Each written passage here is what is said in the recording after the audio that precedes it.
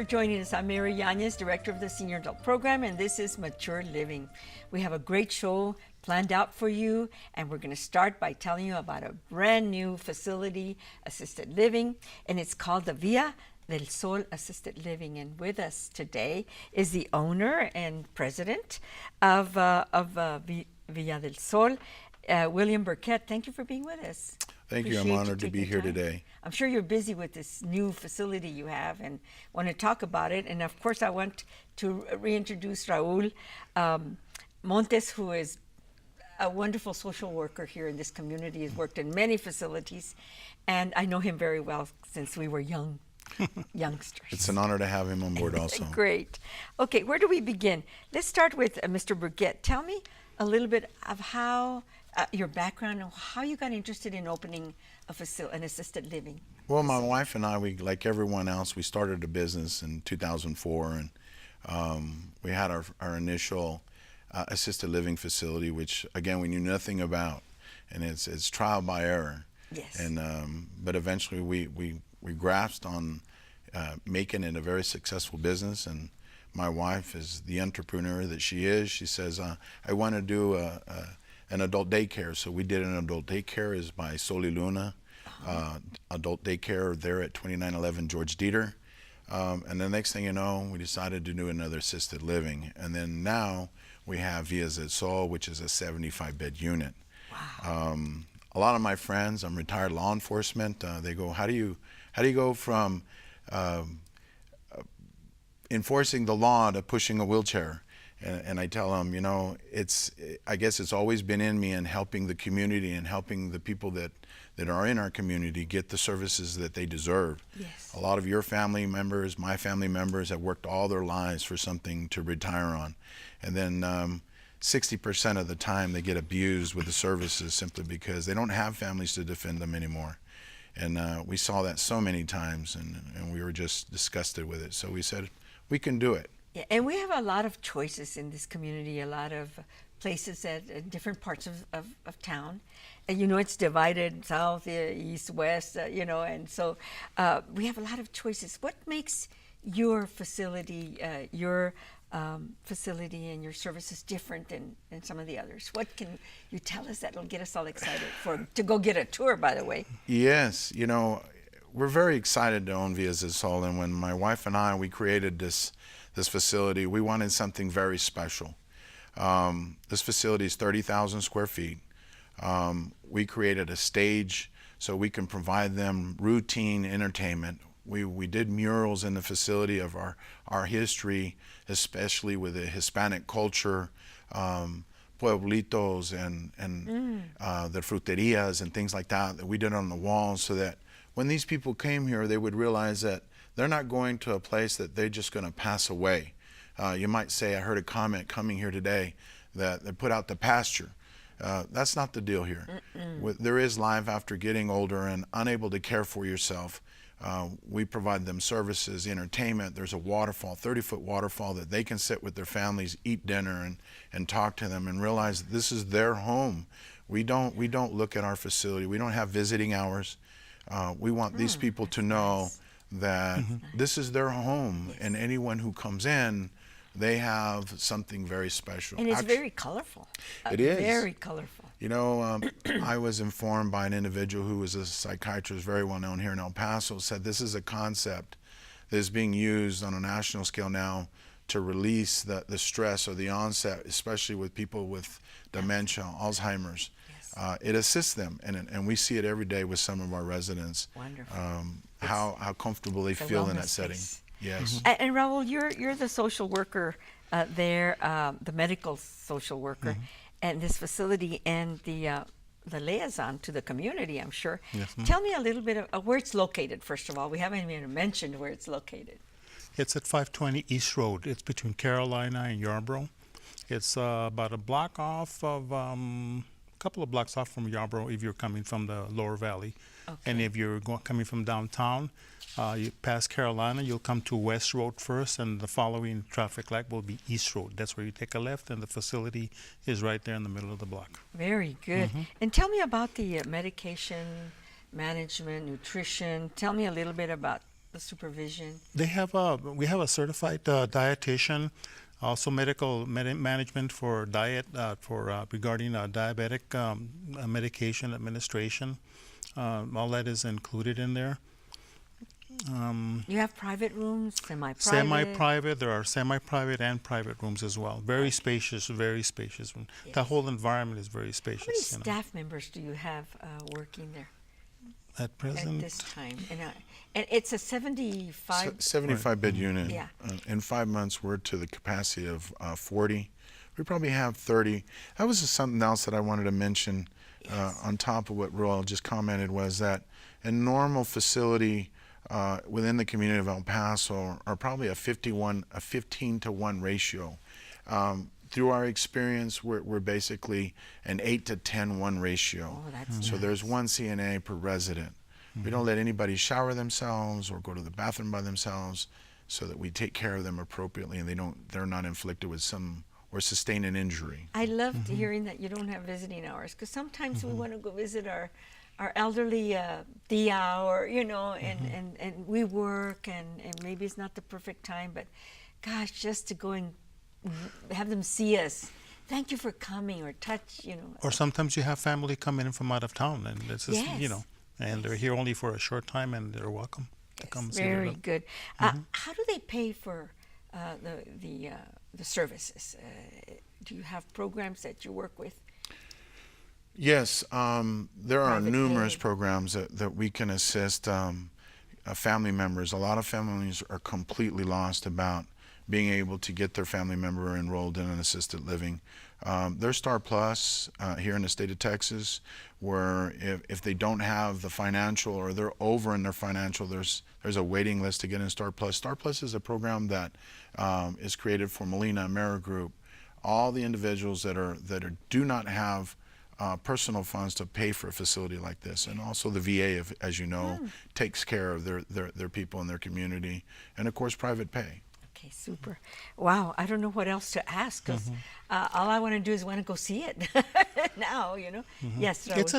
It's a different environment. Sometimes the families, in my experience in working in medical social work from hospitals, families are fearful of placing their loved ones in a nursing home setting, and this is just a very different environment. It just depends on the level of care that they're going to be needing.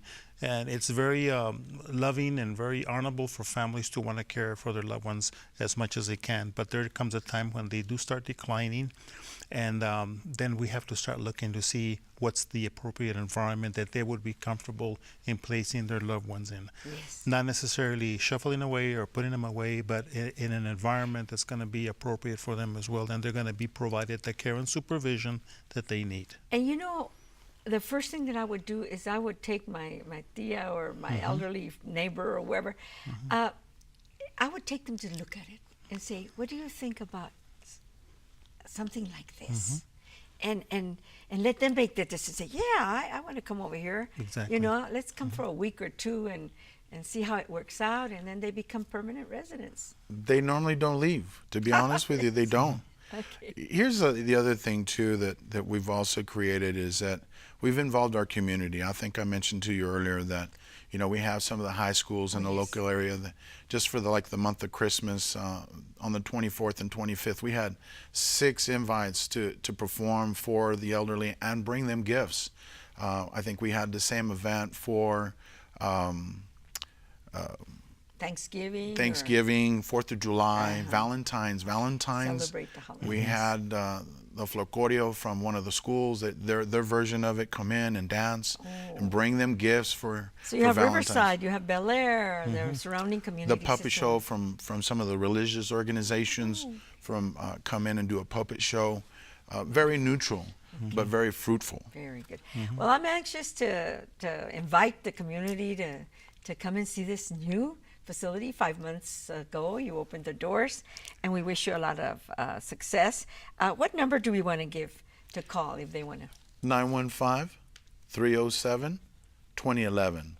2011, and you can ask for Raul or you can ask for Mr. Burnett. Any of you guys. Correct. Yes, ma'am. We're honored. Thank you so much, and we'll be back with more guests on the show today. New place, okay?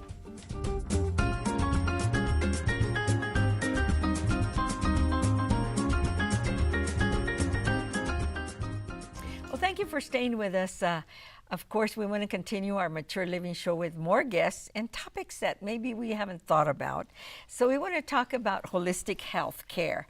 And so we've invited Argelia Torres and Mario Torres. Tell me about your work, Argelia, and how you got involved. For the past 35 years, I was practicing holistic medicine or therapies.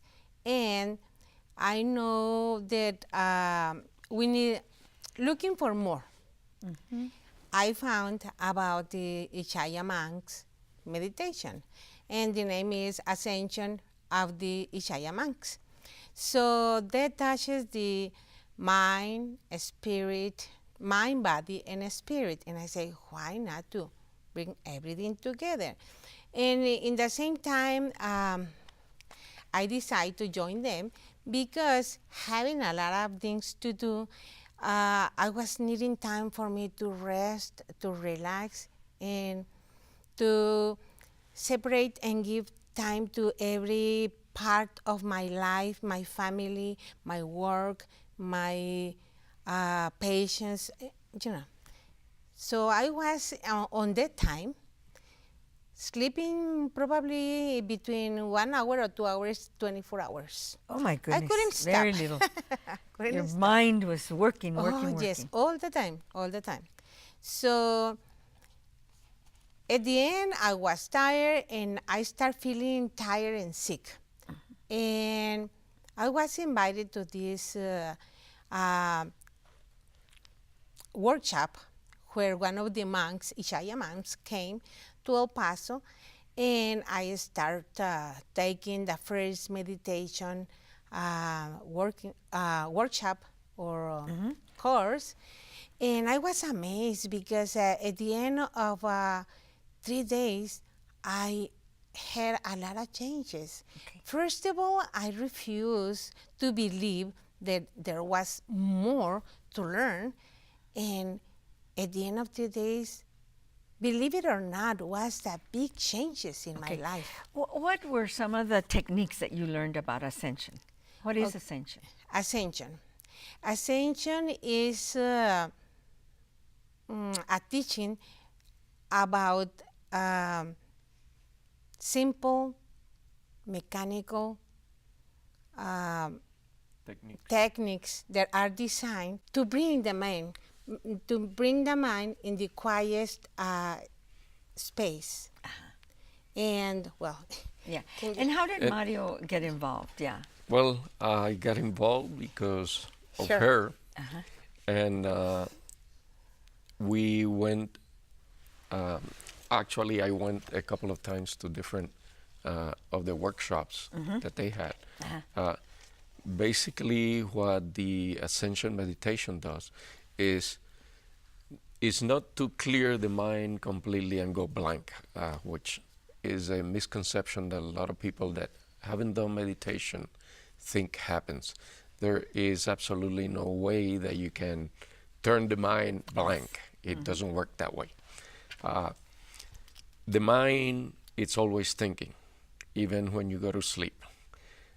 We think between 90,000 to 160,000 thoughts a day, but it's like if you're standing on the freeway, you see all these cars passing by, you don't remember them. And these techniques, there's many techniques that are called spheres, and these techniques help you to actually look at your thoughts, and instead of them stressing you, because there's a lot of stress, a lot of times you're just listening to that little bird behind you or the other one on the other shoulder, thinking of the past and the future, and instead of living the present. Yes. And those techniques are taught by the Ishaya monks, of which she is one of them, to be able to stop listening to this and live the present. Very good. And what can we do to stop this disturbing or deal with the disturbing thoughts? Well, Who wants to take that? As soon as we learn how to use the techniques, we introduce the technique and the thought we have, disturbing thought, and it goes together like a dance. And that way, this take the thoughts to the deepest part of the conscious that is peacefully. And it disappeared, dissolve it. Dissolve that way a lot of old programs. You almost process it. Exactly. Yes. You process it and let it go. Exactly. Exactly. Exactly. You hit the right word, let it go. Yes. Because a lot of times we just go back to the same thing over Yes. and over and over again. And not never good for our stopping. health. It's not good for your health. It's not good for your mind and for your state of mind. Yes. And so at what age can we start learning techniques of the type that you learned? As soon as, well, it's for all ages, especially if you as adult take the ascension meditation and then you have children, we can start them from 3 years up. Okay. Because we were passing them all our stress so they have or the idea of the world is in some way, especially because they listen us talking about, oh, my job is to have it, oh, I have to do this. Like, but there is a heavy way to be living. Yeah, yeah. And that way we teach the parents, teach the kids, and they start learning how to let go, negative thoughts. Very good. And where do you teach and where can they find you? We get together every 2 weeks to share our experiences, and they can find me www.epbrightpath.com, and my phone number is 915-860-0796, and under Argelia Torres. Very Yes. good, very good. Any last thoughts about our conversation and just introducing this kind of meditation, ascension kinds of techniques? Well, as she was explaining with the kids, we actually program our kids very negatively. Not only that, but what they see on TV that is constant and what they see at school, sometimes conflicting information. And, the kids are in school for 8 hours a day, so we don't have them. And they end up having conflicting and negative thoughts. And that's a part that helps with those programmings that are negative and they're impacting the kids' minds and life. Wow, it's amazing. And in this day and age, yes, we are bombarded with negative. I think. Information, yes. Yes, and so what a relief to be able to find a place where you can go and teach and learn some techniques. Right. And the truth with this technique, you don't really need to believe in nothing like that, just to do it, and you will see the difference in your life. Very good. Yes. Thank you so reflecting much for your being health. here. Thank We've you. run Thank out of you. time, It but was our pleasure. It was interesting to talk about that there's something available. Thank you. Thank and you. we'll be back with more guests here on Mature Living. Thank you.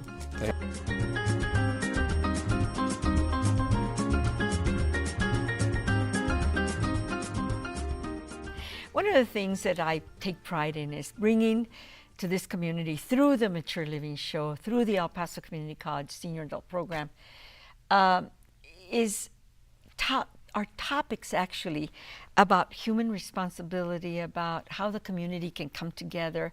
This community is fantastic. I think there's no other than the El Paso community about how caring we are about issues that impact our families and how we need to be and how we need to act and what we can do to help each other. And Dr. Moya, Eva Moya, is here with me to discuss it, and she calls it human responsibility. I like that. Thank you for being with us, Dr. Moya. Thank you. I'm honored. Now, you are a PhD, and you say, call me Eva all the time. Please do. And you are a PhD, an associate professor at the University of Texas El Paso, and you teach students. You're in the Department of Social Work. Tell me a little bit about the topic that you chose to come to talk to us about. Well, you know, the topic is that of homelessness, and it focuses on people that are experiencing homelessness. So it's not about the homeless, it's about the people. Oh. And why is that? Because, you know, homeless is a human condition, that people don't choose to be home free. And I say home free and people look at me and say, Eva, what do you mean? We don't get it. It's homelessness, the same thing as home free. And we had a project, a photographic project, where we gave cameras to members of the home free community or the homeless community. And I had this fantastic participant, her name is Linda, and she was photographing her life as she went from being someone that had a family, had everything, had a job, had children, and then she ended up having a mental and psychiatric condition. And at that point, she lost everything and moved out of her state, ended up in El Paso and made El Paso her home. She's very comfortable in this community, and she was photographing her reality with the experience of homelessness. And she said, Eva, you know what? We're not homeless. And I said, so, Linda, help me understand. She said, we are home free. So I have, with her permission, taken that term to heart. So home free refer to individuals that, for whatever the reason might be, have lost their permanent residency. In this case, they have lost their home, most likely their family. They have been displaced. They don't have a place that they can call home. Exactly. And so therefore, they're not necessarily out on the streets. They may or may not be, but many times they end up in shelters, and most of the times they end up staying with friends, sometimes strangers, and sometimes other community members. So why talk about the people that are experiencing home-free conditions in our community? Because sometimes we don't see them. They're almost invisible. Yes. And traditionally, people look to them to see them on the street, on the corner, sleeping on the floor. And people have expectations about how do they look. And most of the times, these are negative expectations. Yes. And they're packed with stigmas and labels. And so why not remove those stigmas and labels and talk about the human beings that are experiencing the condition? And what are some other needs, their health needs, their medical needs? Well, you know, based on literature reviews, you know, and based on experience and based on what I see this community doing, most people that are home free, they're very young. They're educated. Many of them have not only their GED, they go on to have their bachelor's, their master's, and even their PhD degrees. And when they end up either on the streets or in shelters, or they lose their support services, they age quicker. And that's why I wanted to talk this, what I wanted to discuss this theme. Aging in the streets. Aging in the streets is different. You may be 55, but then you look like you're 75, close to 80. And why is it? Because life out on the streets or outside of your home, far away from your family and your support system, ages you. Yeah. And it also brings it has a about toll on you. Yes, and then it brings about additional risk, which is sometimes associated with conditions that you don't see necessarily in earlier ages. Why? Because life on the streets is rough. And so I was talking about community and how caring we are. What are some of the programs that are available to them? Do you get involved with your students? What programs are there? There are fantastic services, but they're not enough. So for example, this community, we have the Rescue Mission of El Paso. We have the Opportunity Center for the Homeless. We have the Coalition for the Homeless, which is an organization that coordinates agencies and services and programs. We have the Salvation Army. We have La Posada. We have the Reynolds House, and I can go on and on. Villa Maria for single women with no children. We have the Center Against Sexual Assault and Family Violence. And yet, these centers are primarily for adults, sometimes adults with children. But we don't truly have centers for people that are aging, that are homeless, with the exception of Casa de las Abuelitas, which is really a volunteer center house run by the Opportunity Center. Mm-hmm. We have the McGoffin Heaven for individuals that have mental conditions, and then we also have the McGoffin House that primarily houses elderly that have a stable source of income. But outside of that, most of our elders are either with loved ones or sometimes with families that don't necessarily support them. Yes. Sometimes they're out on the streets. Yes. Sometimes they're outside of the Centro Sin Fronteras, which is another important center that works with labor workers. And sometimes they move between the two communities of Juarez and El Paso, and they are displaced. That's true. So what can we do Well, a lot for of things. persons that are experiencing? I like that. They're just experiencing being home free. Yes, homelessness should not define the individual. So we want you to be aware that there are neighbors that don't expect to see them only on the streets. That if you find them in a public library, so all you have to do is on a Sunday morning or afternoon, go to the public library. It is fascinating, the people that spend quality time at the library. Approach them. Ask them for their first name. Most time the individuals may not trust you. However, if you want to do something that is valuable, smile to them. Don't be afraid. See them for who they are. Respect them. Do not judge them. Everyone has a single story. Donate time. Donate goods. Prepare a meal. Volunteer in any of the shelters or the facilities in this community. Connect them with systems of support and services. Yes. Offer the 211 number to individuals that are experiencing homelessness, because through a 211 number, they can most likely connect with coordinated entry, which is a fantastic initiative by the County of El Paso that will help to connect people with the services that they may need. Wonderful. Boy, those were very good tips, about 10 of them or so of things that we can do and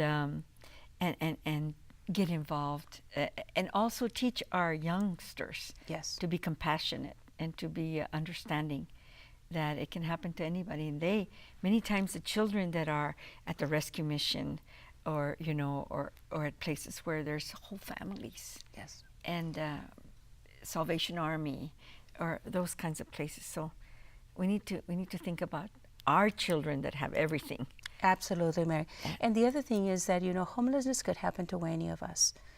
All we have is an accident, a loss of our loved one, the loss of the home, divorced, separations, trauma, to name a few, a healthcare condition, a disability, a veteran who's returning home, who has been displaced and has difficulty transitioning, an offender that is leaving prison and no longer can possibly connect with families, a youngster who is probably transitioning from foster care.